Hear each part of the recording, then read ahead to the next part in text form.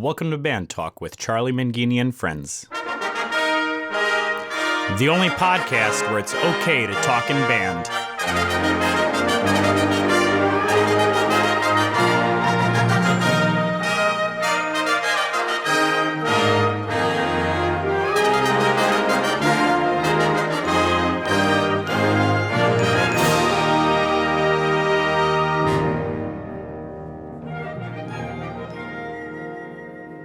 On this podcast, you will be able to hear conversations with some of the greatest names in wind band conducting, composing, and arranging.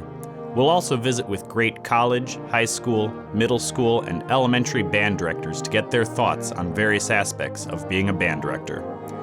We'll have regular check-ins with instrument specialists, music dealers, and instrument repair professionals. And if that's not enough, we'll even have regular conversations with Dr. Tim, who will help keep us motivated. That's Band Talk with Charlie Mangini and friends. And now, here's Charlie.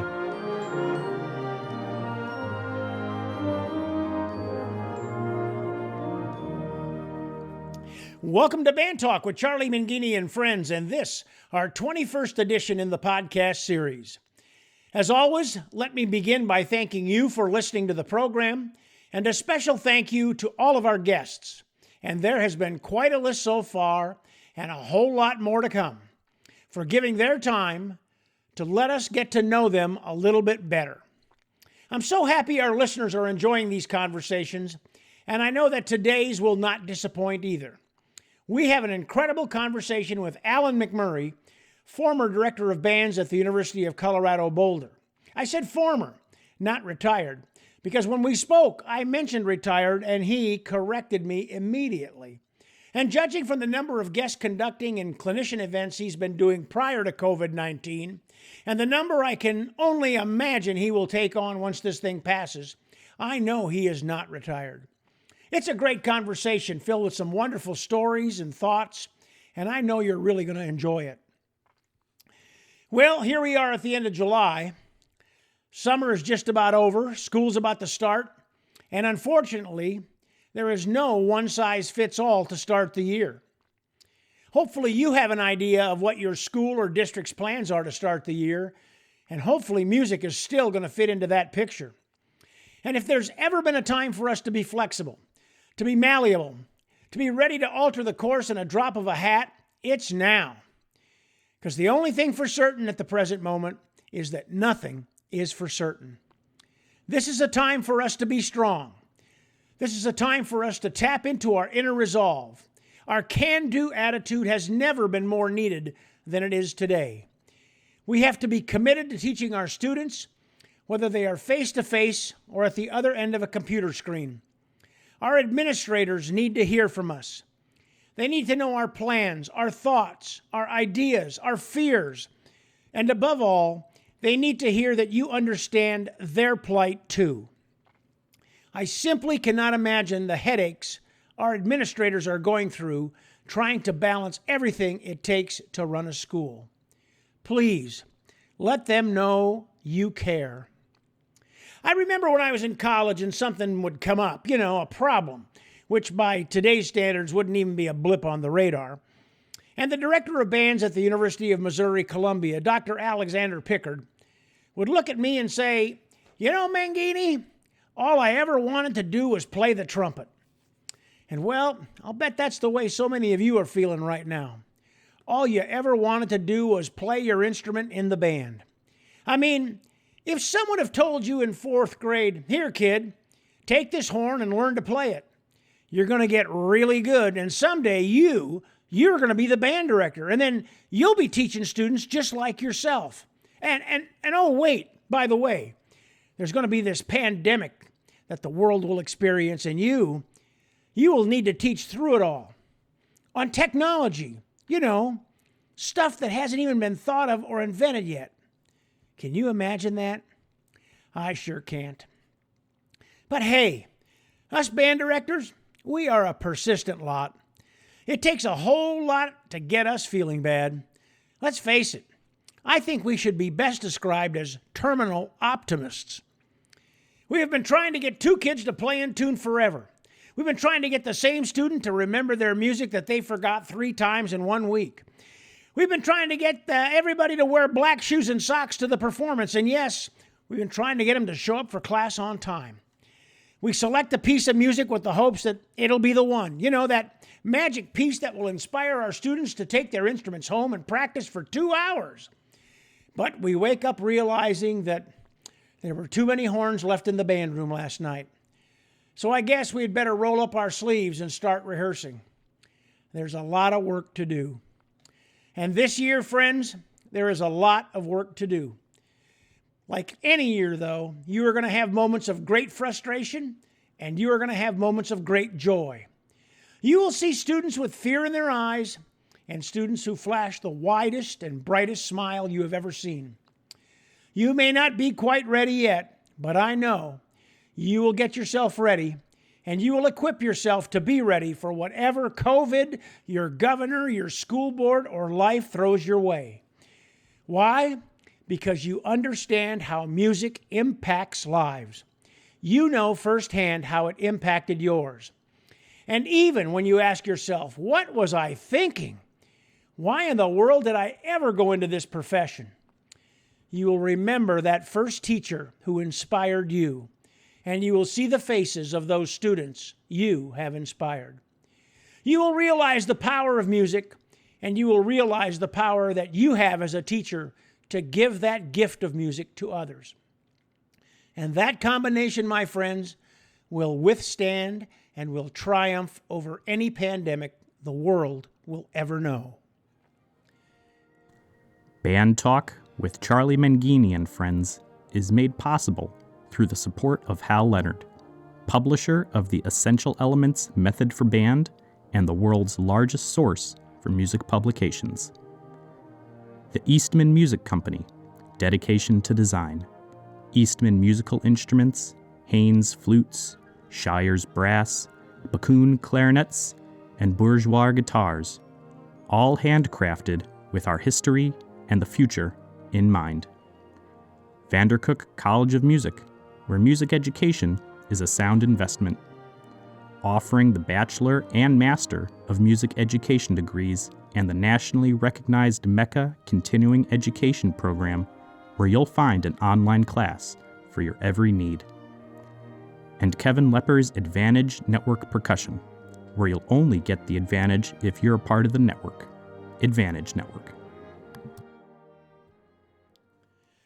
As I mentioned earlier, we have a wonderful conversation today with Allan McMurray. Allan spent 35 years as director of bands at the University of Colorado-Boulder and is one of our nation's leading conducting pedagogues. Allan is one of those people who has the ability to connect with others from the first time he meets them. He's a brilliant guy, and he's so down to earth, as you are about to hear. Well, I knew about our next guest for many years and heard about the wonderful work he did at the University of Colorado-Boulder. And then I had an opportunity one time to spend just a very few minutes watching him work at one of the conducting symposiums that he was hosting at his university. I was doing a session with Bob Reynolds at his cabin, which was up the mountain. And he took me down and we spent a couple of minutes there. And then as time marched on, I had an opportunity to meet this young man at Midwest Clinic. And a couple of years ago, I got a chance to watch him work with the Wisconsin All-State Band, where he did Angels in the Architecture in about 20 minutes with them. It was like spectacular. And since then, he's retired and moved to California, and I kind of spent some time in California, and we become golfing buddies, and he's a dear friend. And I want to welcome to the podcast none other than the maestro, Professor Allan McMurray. Allan, welcome. Well, thanks very much. And I also want to thank you for calling me a young man. Well, you are a young man. I mean, you know, you're just breaking a sweat. You're still on the road like all the time, except when COVID holds you down. Otherwise, you'd be somewhere in like the world doing something. So it's great. So, Allan, you come full circle, man. You grew up in California as a kid, and now after a successful career, you know, you're still very active when life permits. You're retired to California, but tell us about Allan McMurray. Tell us what got him started playing the trumpet.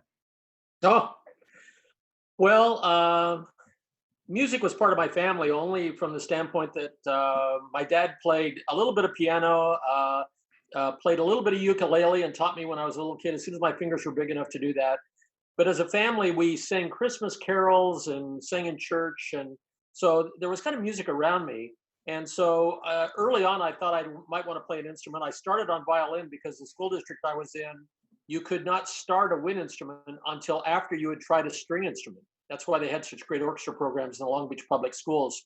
Started on violin, lasted for about a year, and then switched to trumpet because I liked listening to, trumpet players like, some of the great big band era trumpet players. And so I got encouraged on that. And fortunately, my parents thought it was important for me to have lessons. I started taking private lessons even when I was in elementary school, and then just kept playing. I think that the thing that really made me practice a lot was the fact that my parents flipped homes a lot. I went to 2 different elementary schools, 2 different junior high schools, and 2 different high schools. And so trumpet was the thing that I always had going, and I would practice, a lot, because a lot of times it took me a while to make new friends. So, but once you're in music, you make a lot of friends. So what memories do you have from your early teachers? Well, I remember one of the greatest teachers I think I ever had on trumpet was the guy that I started taking with when I was in 8th grade. His name was William Schneewise, Bill Schneewise. He was a middle school band director, but he had a master's in trumpet performance from the University of Southern California.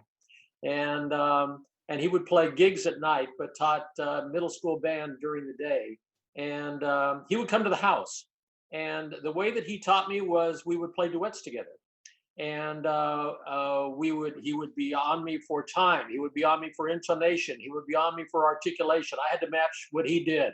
And I was really motivated by the duets. And so I started growing like mad just so that I could keep up with him every week when he came to be with me to play the duets. Bill Schneewise. Wow.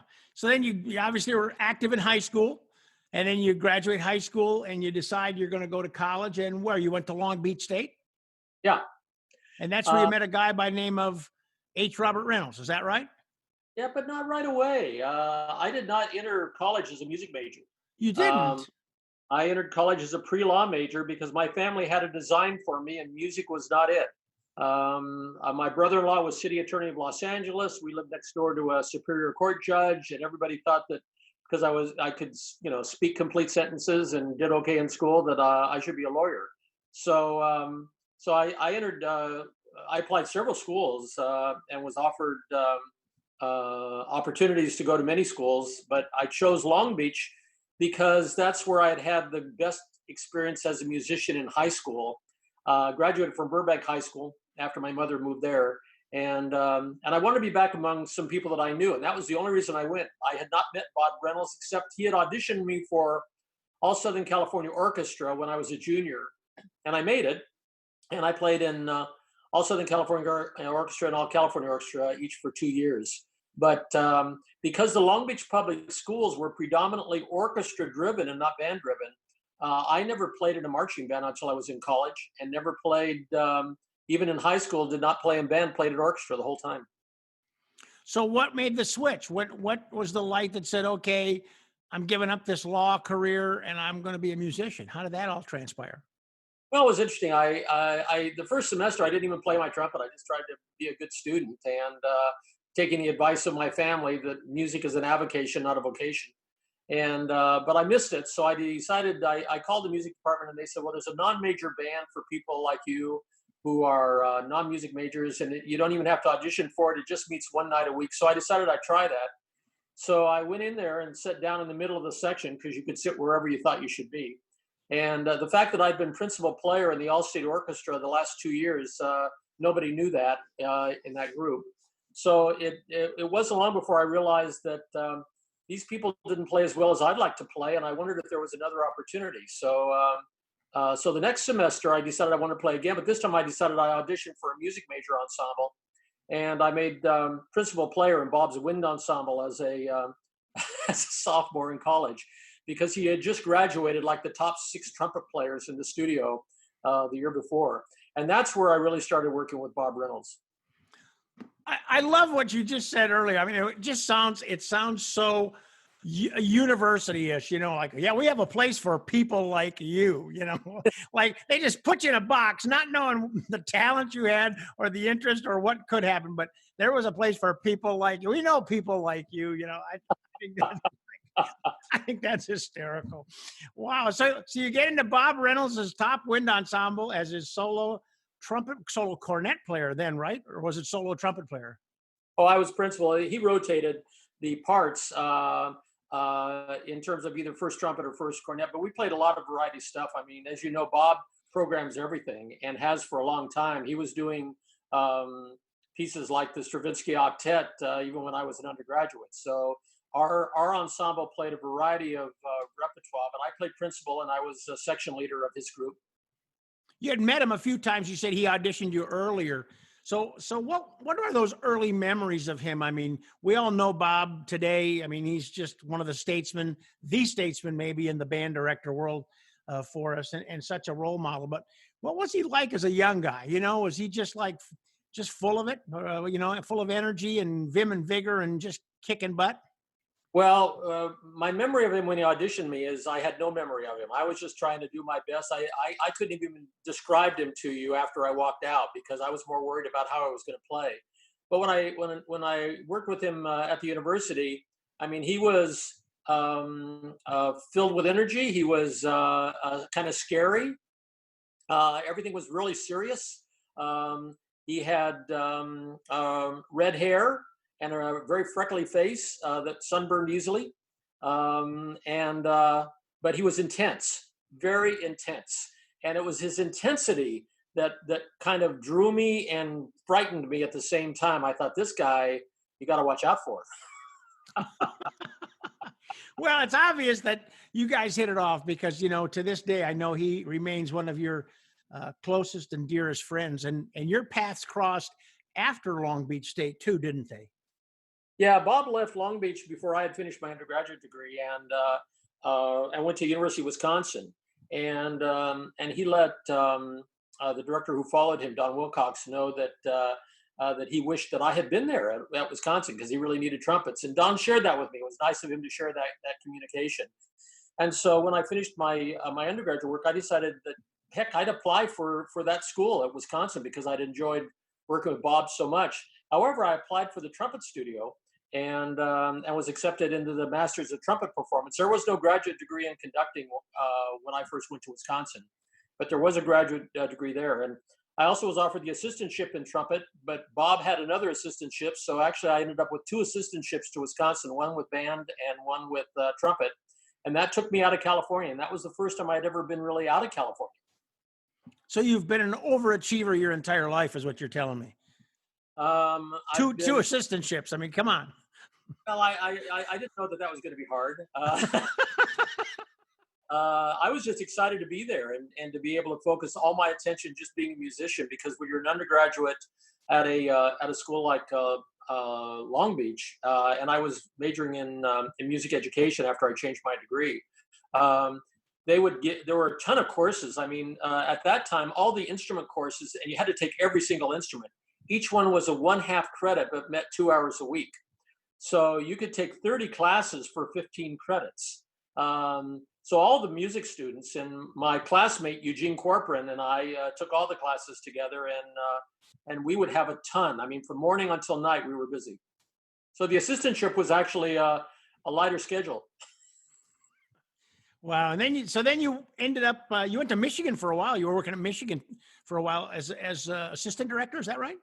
Associate director of bands. I left when I finished my master's degree at Wisconsin. I was lucky. I got a job right away at University of Wisconsin-Whitewater.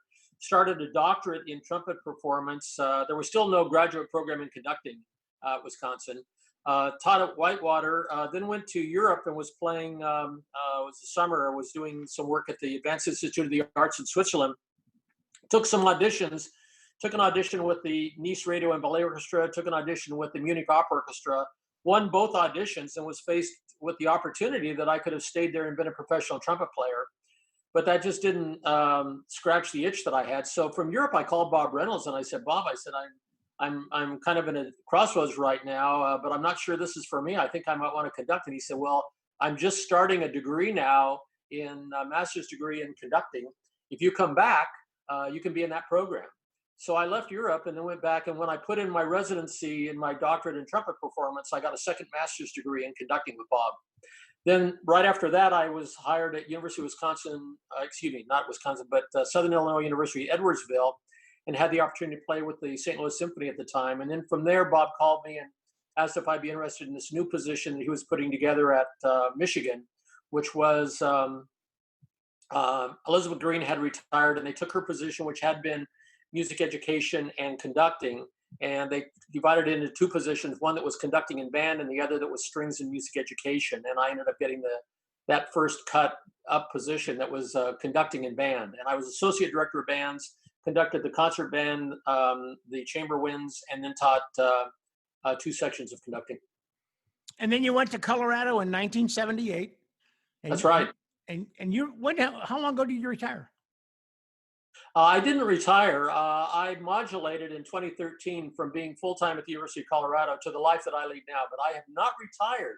Don't use that word with me. Oh, I'm sorry. You left your position in Colorado.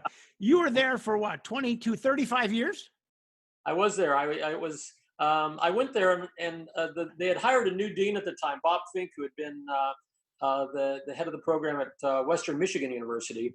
So he went in as new dean and I went in as band director, and I wanted to meet him. I was hoping that there'd be somebody that I could work with at Colorado. And so since I was in Ann Arbor and he was in Kalamazoo, we met halfway at a truck stop in Michigan. And for the 3 hours talked about the University of Colorado. And at the end of that, we both agreed that we would stay for 5 years and try to make a change in the program. And that became the first of my 5-year goals. I would set 5-year goals and then measure those at the end of that time.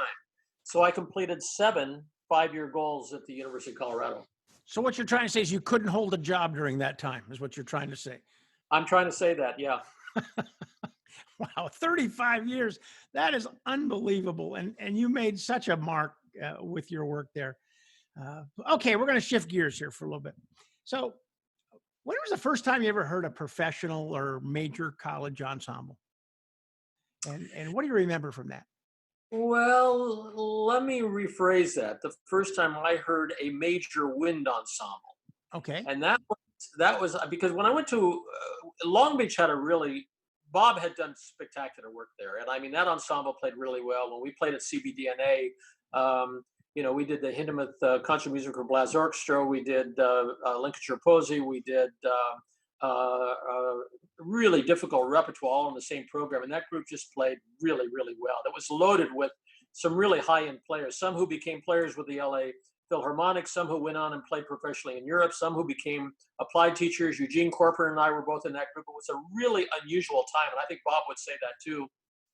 And so that to me was a great ensemble. When I went to Wisconsin, by the time I got there, Bob had created another great ensemble. But the best ensemble, the one that really still sticks with me when I first heard that, was when I heard the Netherlands Wind Ensemble. Because Bob had arranged for them to come to the campus and play as part of the artist series at Wisconsin. And when I heard them play, that was 10 levels above anything that I had even imagined was possible. Everything about their playing, the collaboration, the intonation, the phrasing, the articulation, everything, it was like everything that could go wrong didn't go wrong. And everything was so artistic and so imaginative. And it just awakened me to a possibility of music making that I had never imagined in a wind group before.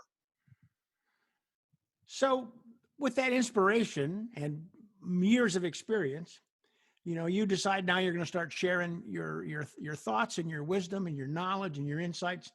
And you've kind of become a pioneer in establishing conducting symposiums from around the country. And you also created this wonderful DVD series, Conducting from the Inside Out, which has been available from GIA. So what motivated you to want to teach people to be better conductors, Allan? Because I could see what a difference it made when a conductor knew what they were doing. Having sat in the back of an orchestra, remember, I spent a lot of my life playing trumpet, both in the United States and in Europe. And I played under a ton of conductors. And even when I was in St. Louis playing with the symphony there, conductors would come and the orchestra would make a decision in the first 45 seconds maximum whether this was going to be a person they were going to collaborate with, or whether they were going to make music without him. And I was always interested in what it was that was making that happen. And so I started studying what it was in conducting. And it had to do with a number of things. It had to do with certainly preparation and certainly musicianship and the ability to articulate what you want. But it was also, there was a spirit of collaboration that came with the best conductors that encouraged everybody to play their best. It was the thing I'd felt from Bob Reynolds that had inspired me with that intensity, that feeling that everything matters so much that it just has to be right. And not right for the sense of being technically right, but being artistically inspirational. And when a conductor stepped on the podium and the orchestra felt, or the band felt, that was a person who was going to stimulate that feeling in them, that was what they wanted. Well, I felt that, once I'd experienced that and had the opportunity to study that with Bob, that I needed to be another person who spread that word, that this makes a difference, and that just the beat patterns don't cut it, that there's more to it than that. So I started studying conducting myself. When I was hired to teach conducting at Michigan, I felt a burden of responsibility because I knew I was following Elizabeth Green. Who can do that? That's impossible. But it began within me the urgent, and I mean really urgent, desire to try to come up with an artistic way to teach conducting that was built around an artist-musician's relationship with the music and the score, and then the ability to share that with the ensemble so that they would feel the same connection with the music that the conductor felt. And that's where Inside Out comes in, Charlie. That first of all, you've got to internalize it, you've got to feel it, you've got to connect with it, and then you present that to the ensemble like you're introducing your best friend so that they can feel it too. So this is a left field question. We start kids that are beginners. I mean, their first time, they get the horn, they're playing their first 5 notes, and you walk into a band room and you see a director, and they got a pencil and they're wrapping a pencil on a music stand, trying to click a beat for the kids. Do you think there's any merit to introducing basic gesture and intent? And by I mean intent, I'm talking about, you got your big gesture for loud and your small gesture for soft. And is there any merit for directors to start to introduce basic conducting gestures and intent to the beginning classes? I think it's important for the ensemble to know what the language of the conductor is so that they can decipher what it is the conductor is trying to do. So I think conductors should, in their warm-up, for instance, vary the communication with the ensemble with dynamics. They should help the ensemble become aware that the size of their gesture matters. If their gesture stops to create a staccato, it matters. If they're shaping a line, it matters. So that the students learn what it is that the conductor is trying to use to communicate. In the same way that if the conductor was speaking Spanish, you'd want to make sure the students knew enough Spanish to understand what the conductor was saying. I think in that same way, if somebody has developed the ability to communicate artistically through gesture and movement, then you've got to make sure that the people on the other end understand what it is that you're saying. So from that standpoint, yes, I think it's important that students understand enough about conducting that they can understand what it is that the conductor is trying to solicit from them. So we hear a lot about conducting symposiums. You pioneered one of the earliest ones at the university through CBDNA. And, that's where they go. People have this idea, I'm going to go to this conducting symposium and I'm going to learn to get better. But so often when you put them in those situations, they put so much pressure on themselves. They actually do their worst conducting in the conducting symposiums. So why should someone subject themselves to this? I mean, being under your eye or a Bob Reynolds' eye or somebody's eye and receiving comments, and they're all nerved up and they're not doing their best work. And I mean, why should they subject themselves to that? Because they care enough about their art and their students that they want to get better. That simple. You think that when they go home, that all that information kind of processes, and when they relax, they emerge a better conductor? I don't think that there's a one size fits all for everyone, but I did the conducting symposia at Colorado for 27 years or something like that. It was a long time, and there were a lot of conductors that came through that, and I've done other conducting. I think people go for different reasons, and there are some people that go and they're actually closed to new information. They're there to show you what they can do, with the idea that they want to apply for graduate work, or they're interested in getting a recommendation. I mean, there are all kinds of reasons that people go. But for those go because they care about what they do and they want to get better. I think it's, I used to have kids that would audition when we would do auditions at the beginning of each semester, and they'd say, Professor McMurray, I sounded so good in the practice room. I can't believe that I'm playing this way for you now. And we've all experienced that we've sounded better in the practice room. Charlie, I'll bet there are times where you hit the ball better on the driving range than you do on the golf course. Most of the time. But I mean, performance anxiety is a reality, and it's a reality not only for performers, it's a reality for conductors. And the more we think about ourselves, the more we're self-conscious, the more we can't give ourselves to the music or to the ensemble in front of us. I think first of all, you have to recognize in a conducting symposium that everyone is there to get better. And I think one of the big things you learn in a symposium is that you're not alone, that you might be in a different place on this pathway, but you start developing relationships with other people who are also in the midst of trying to get better. And you talk about, and it's a safe environment to be vulnerable. And I think it's not a safe environment always for teachers to feel like they can be vulnerable in front of their students or in front of their administration or in front of their parents, but they have to grow. And that growth has to come somewhere, and it has to come with an ensemble in front of them and with somebody looking at them. So symposia offer a safe environment for conductors to go and to try things out and to try to get better and to get feedback on how they're doing, and then to take that back to their students. And I would start by saying to my students, guess what? I just had a conducting symposium. Things may look different, but here's what I'm working on because I want to be better for you. And that's why I went. So let's work on this together. I think those kinds of things are great things. And I think symposia serve a great, great service to the conducting profession. And I think that's a great answer, by the way. I think that was very, very profound. So thank you for sharing that. So with a distinguished career that spanned, more years than you probably want to say on this podcast, you've had a lot. You've had a lot of memorable moments as a conductor. Can you recall a couple? I have to tell you, I am so blessed to have had so many. I mean, there are some things that were just unusual in a positive way that stick out of my mind. I remember the day that the terrible tragedy occurred at Columbine High School, and those children's lives were lost by that insanity. That night, there was a concert at the University of Colorado that had already been planned. And when we got the news that had happened, that involved we had the son of the Columbine band director was in my band. The student teacher was in my band. And so I met with a lot of the students and I said, do you guys want to perform tonight or do you not want to perform tonight? All of them said, we need to perform tonight. So we did a concert, and one of the pieces on there was Music for Prague, which we dedicated to the victims and the survivors of the Columbine shooting.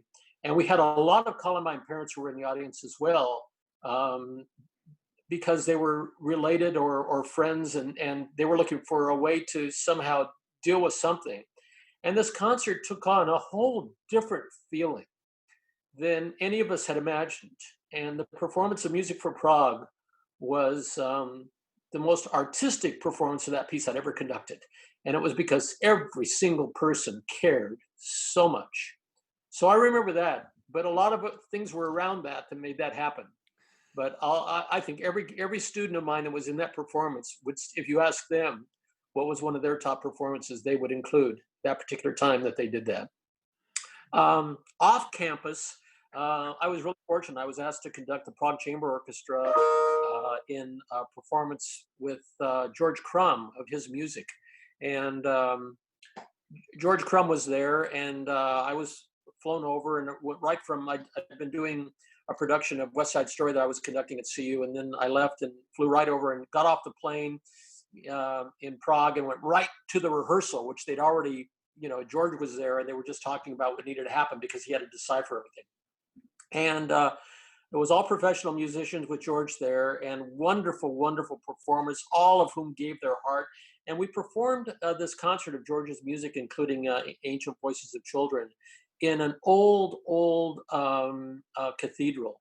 And it was one of the most wonderful international things where it was so apparent that that that the human spirit transcends nationality and race and and speech and everything. There's something that's basic to who we are as human beings, and that was at that performance we all felt that, and that we were coming together with George's music, which was just so profound, and it was such a wonderful feeling of being part of this world humanity, not just the humanity of the University of Colorado or the students there, but this world humanity, and realizing how powerful music really is as an international language. I remember that specifically.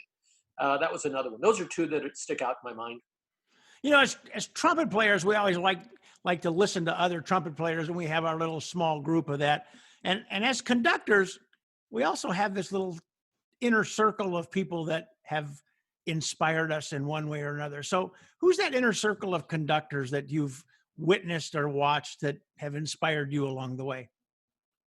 Well, those are two different questions. The inner circle would be the friends of mine who I felt. I talked about symposia being vulnerable. I don't think that ever stops, where you need to have a group of friends who you trust, who you respect, who you can share your deepest fears and concerns, and we all have them, about your profession. And I have friends that have been friends for a long time, and that includes Bob Reynolds and Craig Kirchhoff and Dick Floyd and Tom Lee, who for 45 years of my life have been that inner circle of people who I could go to and say, I'm worried about this, I'm concerned about this, what do you recommend on this? I've got this dilemma I'm trying to deal with. And we did that for each other. We still do that. We still meet at Midwest. We won't this year, but every year we get a place a couple of days before Midwest begins, and we spend 2 days just still sharing with each other where we are and where we want to be and how we can help each other and how we can help move the profession forward. From a professional standpoint, a conductor whose videos, I never met him, but whose videos I still love watching, Carlos Kleiber. And the reason I love watching Carlos Kleiber is because, as pure as any person I've ever seen, he reveals completely what he feels about his love of music and his love of people. It just comes out all over him. That's always the kind of conductor I wanted to be. And he is that guy. You conducted a lot of all states and honor bands, probably more than you ever care to know about or think about. And we've all been there where we go in and it's not what we had hoped for in terms of just the organizational setup, and things like that. When an organizer of these events get a hold of you, what kind of things should they make sure they have in place before you step on the podium for your first note? Well, let me turn that around a little bit and give you this answer. I decided that I was going to start an honor band at the University of Colorado and do it the way that I would have liked for it to be, and then invite people in to guest conduct that. So let me tell you the things that I did to make it work for other people. And then we can kind of transcend that a little bit and work it into an all-state, which is a little bit different. First of all, I wanted to have a great place to perform. If it was going to be an honor band, I didn't want to do it in a gymnasium. I didn't want to do it in a ballroom. I wanted to try to do it in a place where music is made. So the first thing I would do before I even had it is I would book someplace that deserved the kind of honor that you want those students to feel. If a student comes from a place where they have a respectable concert hall and they go and they play it in a cafeteria or in a gymnasium, that for them is not something that exceeds what their expectations are at home. And an honor band should give every single student the opportunity to grow in ways that they hadn't imagined and to experience things they haven't experienced before. I think that's why you bring in a guest conductor. That's why you audition them. And so I think the venue has to be really important. So we booked our best hall. I also feel that you've got to keep the band at a size where all music's possible, where you don't have to let some music go because the band's just too big to create the clarity or too big to be able to deal with it. So if you get over, like for me, if you get over 125 with an honor band, it becomes very, very difficult. So we would always keep our group between 85 and 90, and with an ideal instrumentation. But I would be willing to supplement that instrumentation or change it if the guest conductor said, I'd really prefer this. It'd be great if we had this many oboes, or can you add a piano or a string bass? So I would have a basic instrumentation in mind, but yet I would be flexible enough to say to a conductor, what is it that is the best music that you want to deal with? And if it takes different forces, we'll make that happen, because the music's the most important thing, not having a set instrumentation. The next thing was, I wanted the students to audition for chair placement on the music, not on an etude, not on a scale, not on something else. I wanted them to reveal what their commitment to the music was and whether they'd be able to play it. So we would send out the music in advance to all the students that had auditioned for the band. And we would audition them live by going around the state of Colorado. And I would go out with my applied faculty, and we would actually hear those students live. Then we'd come back and we'd choose the band and send out the invitations. And then what we would do is we'd send the music out, and we would send out music that was some first parts, some second parts, and some third parts. And the students had to learn all of them. And because they didn't know where they were going to be. And then when they came in, the applied faculty would audition those students over the repertoire. Then they would have a half hour to an hour masterclass with them on the parts once they were seated in those positions. That was particularly important, and I think it is particularly important for percussion to have some kind of sectional before the first rehearsal in an honor band, because there's no way for them to deal with the choreography that's necessary. They need to know what instrument, where to be in relationship to other. There's so much that goes in to a percussion section. So many times they're just left on their own. And there needs to be somebody there to help mentor that, because each of those kids wants to do the right thing and could probably each one of them take leadership, but doesn't want to do it and put anybody else down. So there needs to be somebody there who's a percussion specialist who could say, here's the way this is going to work, and then rehearse them that way so that they feel comfortable with that first rehearsal. Once they had that initial master class and then we would have our first rehearsal. And the first rehearsal would not be a nitty-gritty rehearsal. I'd encourage the conductors to actually have like about a 2-hour rehearsal where they could introduce concepts and ideas, and then we would have a lunch break immediately after that. So the morning was audition time, masterclass time, and then that. I encourage the honor bands that I go out and do the all states if they can do that as well. Then I want to meet with those people who were the masterclass people, and I want to meet with the people who are the organizers, and I want to talk to them about whether I think the repertoire that we've selected is going to work. Well, I want to be able to tweak it a little bit. And it might be that we've got a multi-movement work, and here are the movements I think we're going to be able to play, or maybe we can try all of them. If only we could do this, maybe we could do that. We start thinking in terms of where are we? Because until I've heard them at the beginning, we can't go on. And I think it's a great opportunity to still make it better, with the help of other people. Then I think you don't want to have the conductor of an honor band be a babysitter because the directors don't want to take responsibility for them. I don't accept gigs if there's 9 hours of rehearsal in a day. I just won't do it. I think that's brutal. It's brutal for the conductor. It's brutal for the students. It's not productive. There need to be other things in there that could help stimulate their growth. They could be listening to music, or they could be doing other kinds of things, or going to a master class. But 9 hours of rehearsal is just babysitting assignment for the conductor, not a time where you actually expect there to be growth made. So you got to keep that under control.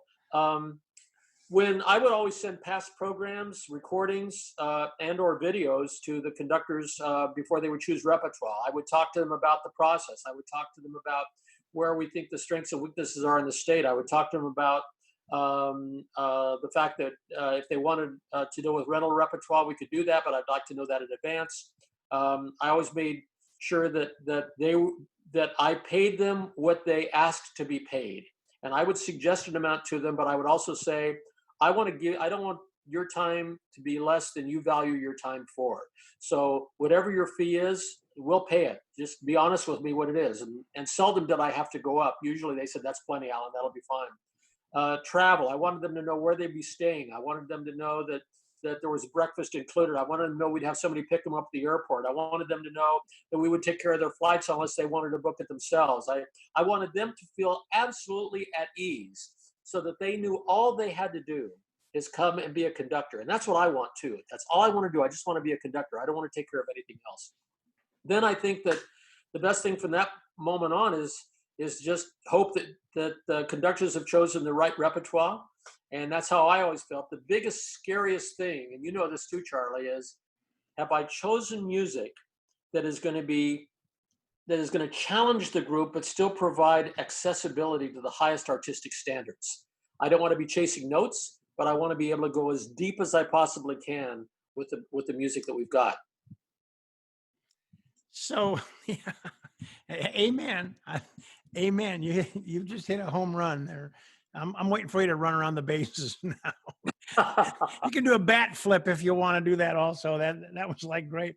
So then what's your biggest fear when you accept one of these? I mean, we all got the biggest fear, right? But what's your biggest fear?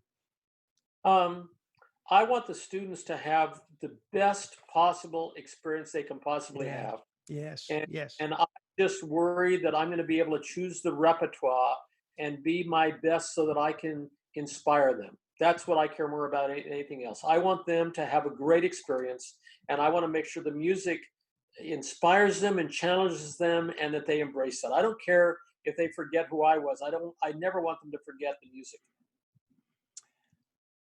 So at COVID-19, you have, like the rest of us, been sidelined since early March. And once this whole thing's under control and things get back to normal, or whatever the new normal is, and seeing that almost everything has gone on virtually, how do you expect the band world is going to be different when it comes back? Or will it not be any different? Will we forget about all of this eventually? Or will there be some things that linger over that is going to become a part of what we do as wind conductors, band directors?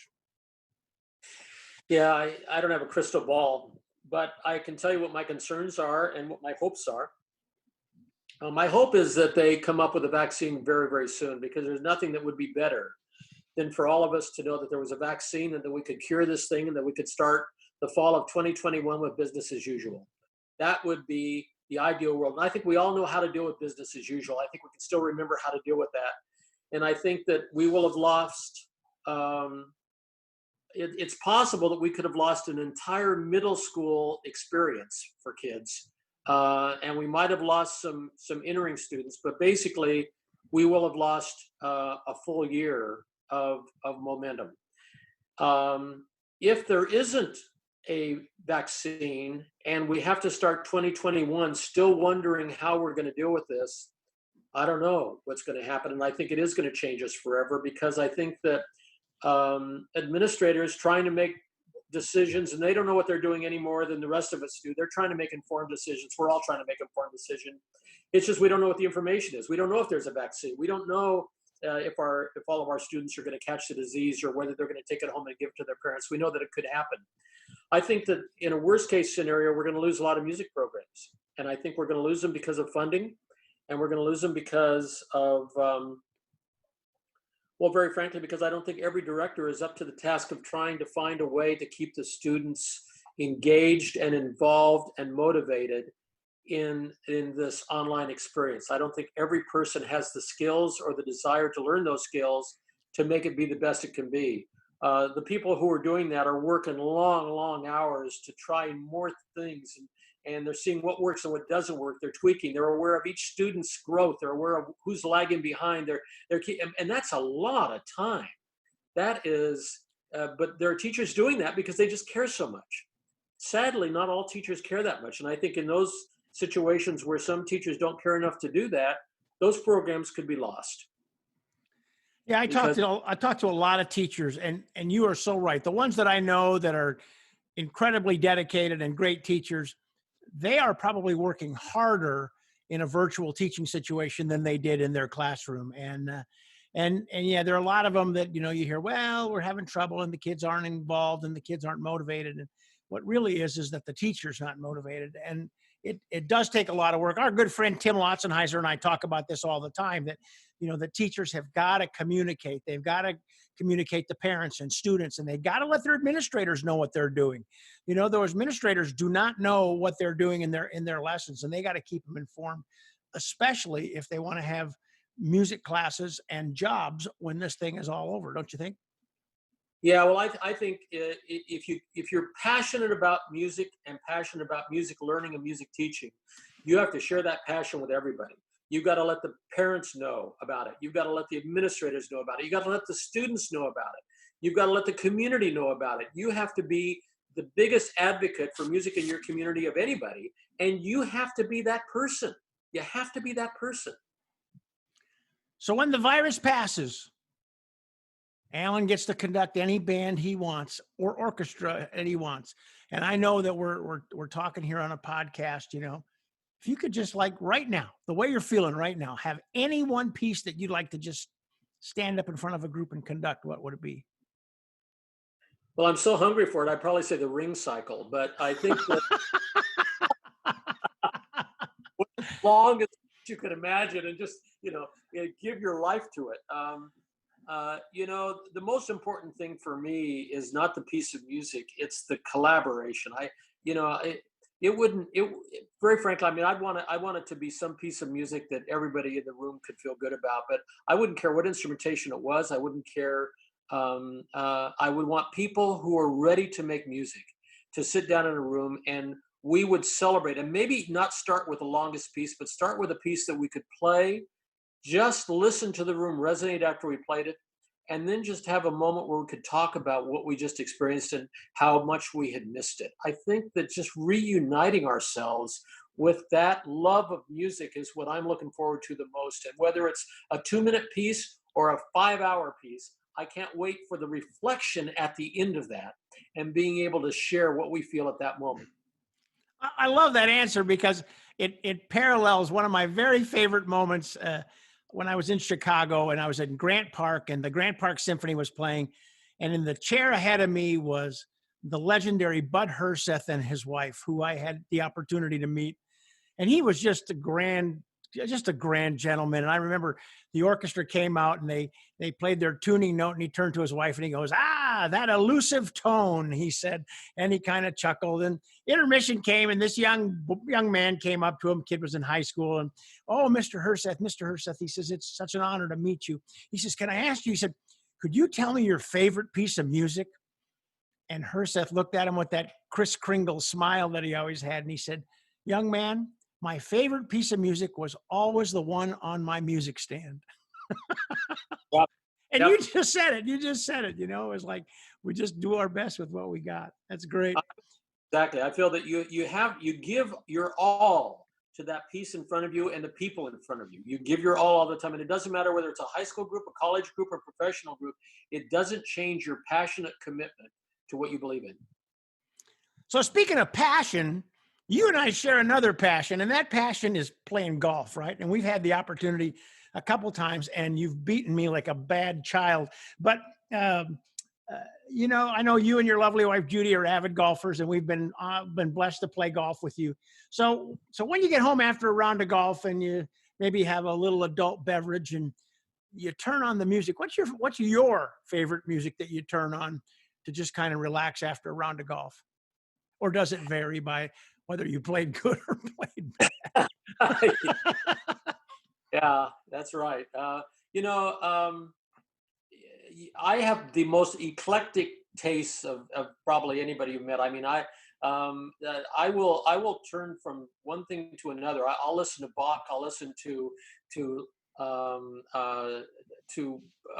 Carter Pan's music. I'll listen to Aaron Copland. I'll listen to Oscar Peterson. I'll listen to Eva Cassidy. I'll listen to Yo-Yo Ma. I'll listen to Isaac Perlman. I will go in and I'm listening for a spirit of the music making. And so it isn't a kind of music for me as much as it's a kind of music making that I yearn for. And it really doesn't matter what the music is or who's playing it as much as the way that they're playing it that I'm looking for. And sometimes if I don't like one of Oscar Peterson's tracks, I'll skip forward because I'm looking for that depth of Oscar Peterson in his playing. I'm looking for that depth of Eva Cassidy. I'm looking for that depth of Yo-Yo Ma. And when I find it, that's what I want to listen to. So I jump around a little bit. I'm not a channel switcher. I listen to a complete piece of music. But I don't just turn on one kind of music and leave it. I like being stimulated by artistry.